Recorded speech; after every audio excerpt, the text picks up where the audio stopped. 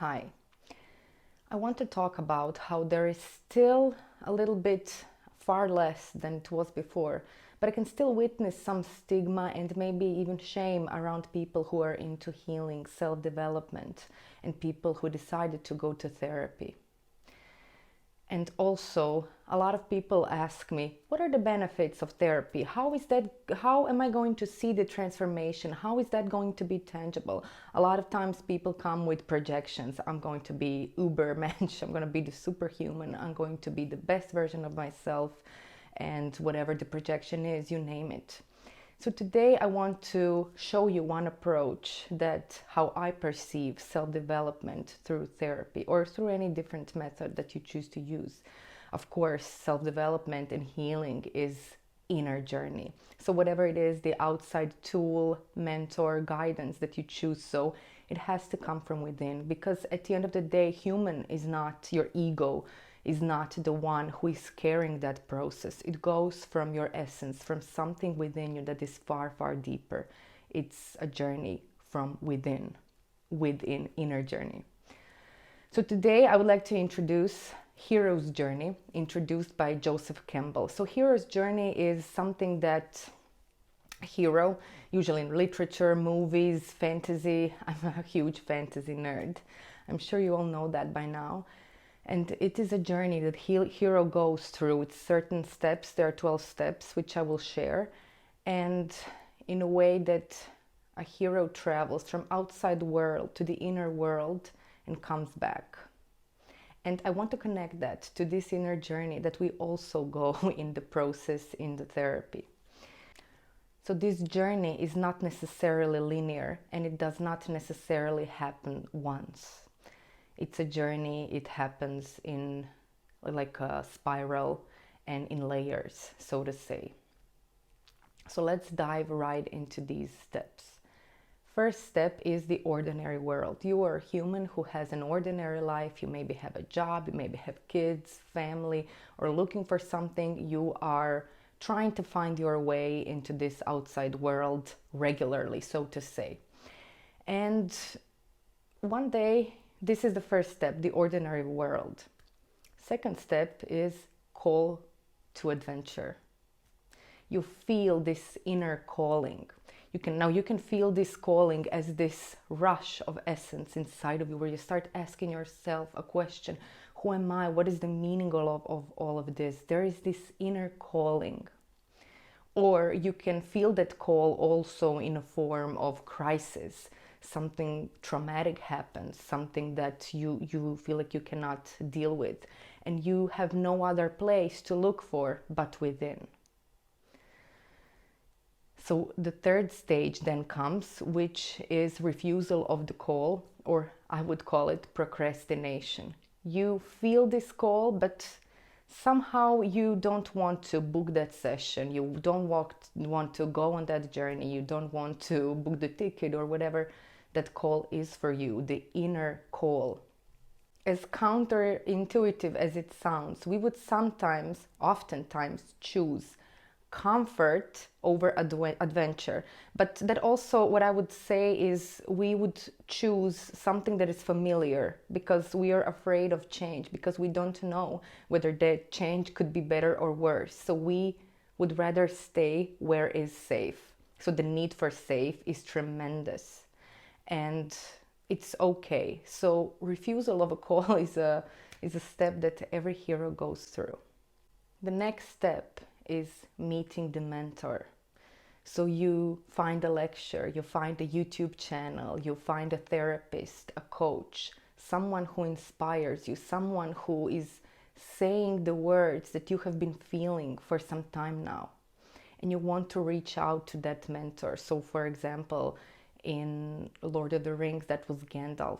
In Matrix, that was Morpheus to Neo, and so on.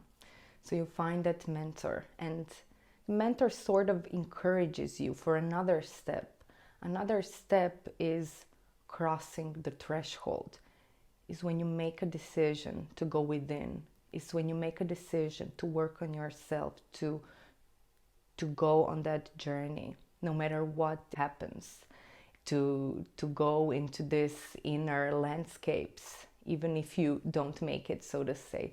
But this is where true commitment comes. So you don't just book a therapy session because you want to see how the therapist can analyze you. You go because you really want to go deeper. Now, I can see the difference within my clients so much when somebody just comes to see me and they're not ready, because that calling needs to come from within. And not that there's anything wrong with that, but once somebody is ready, the therapy just unfolds itself, and I can feel so deeply grateful and honored. I can really feel this humbled presence from me that goes through this beautiful soul that is on this inner journey. The next step is allies, tests, and enemies. It's maybe when we realize that we cannot afford something, or for example, we start a group and then we meet people who are similar to us, who are alike. It's when we start perceiving that there is this group of people who is in a totally different mindset that are all than our old friends and family members, or you name it. It's when we build new friendships. It's when we start realizing that there are people who are more similar to us that are on the same journey. It's like when this whole new world basically starts opening up. And also, tests could be time, finances. Will I be able to make it? How will my life change? Will I be able to go through day to day? Will all of these new challenges start rising? How will I manage to function in this everyday world that I'm a part of, which is basically a normal fear that comes, and that's okay. The next stage is approach to the innermost cave.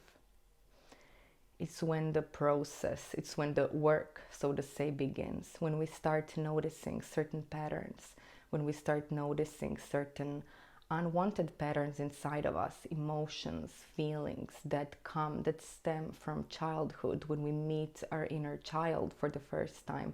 It's when we become aware that all reality comes from within, that outer reality is just a mere reflection of our inner landscape. Then we enter the next stage, which is called the ordeal.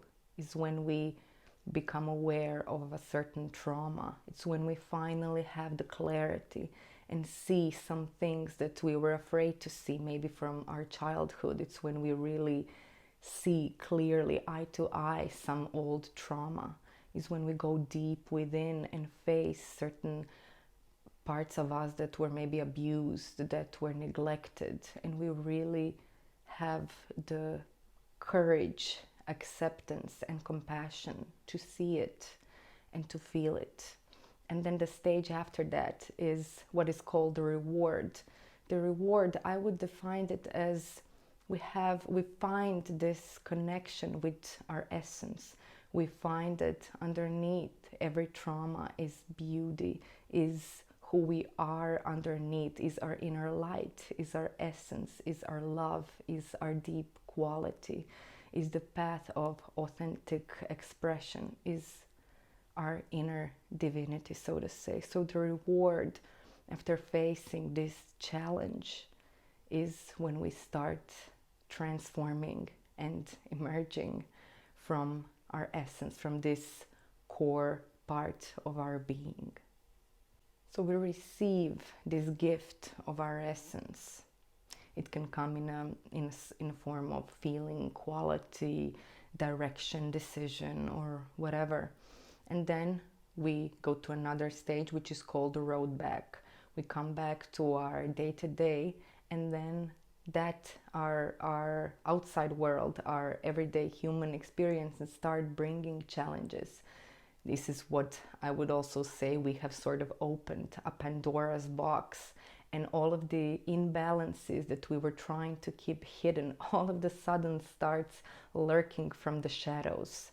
And then we go to the next stage. The next stage is called the resurrection.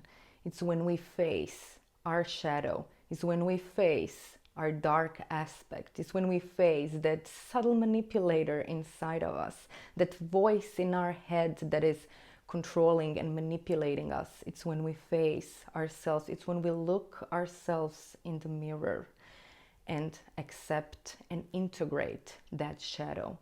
After that, we really emerge as a light. We choose life, we choose flow, we choose light. And this part is so important because then we stop projecting our shadow onto the outside world, and then we really accept it as a part of us. And that shadow also becomes a resource inside of us, a certain strength, emotion, or maybe even the capacity to love. And whatever that is for you, that's very, very individual. So what happens then is when we accept our shadow and we choose life, so we choose that this part of us will no longer be hidden. We will embody everything that we are. We become, so to say, complete. We become, so to say, integrated. And then as an integrated whole, realized being, we come back with the elixir. So this is the 12th and the last stage of a hero's journey, which is called the return with the elixir. Which means that from now on, our everyday human experience, our life will be different because we will come back to where we are. We don't escape anything. We just come as a different being, so to say. This elixir is helping us to understand that all of this outside reality can change once we change. So this is when we start having different relationships. This is when we really change our career, for example. This is when we realize that we can live outside world from within. We can live authentically.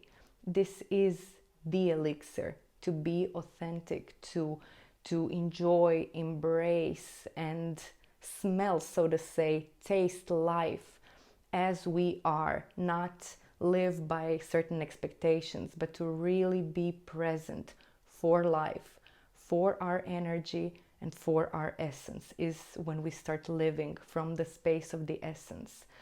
So, of course, shadow traumas, everything that defined us is not going to go away, but we will become something more expanded with our essence, with our divinity. So we come as an expanded being who is understanding, and I like to say, we find a pearl of wisdom, and this pearl is something that we cherish, something that is so invaluable. And to go through life with this pearl, with this incredible jewel that is worth beyond measurement, is when we can say, now we can really live, because we live beyond our patterns. We are really just here as presence.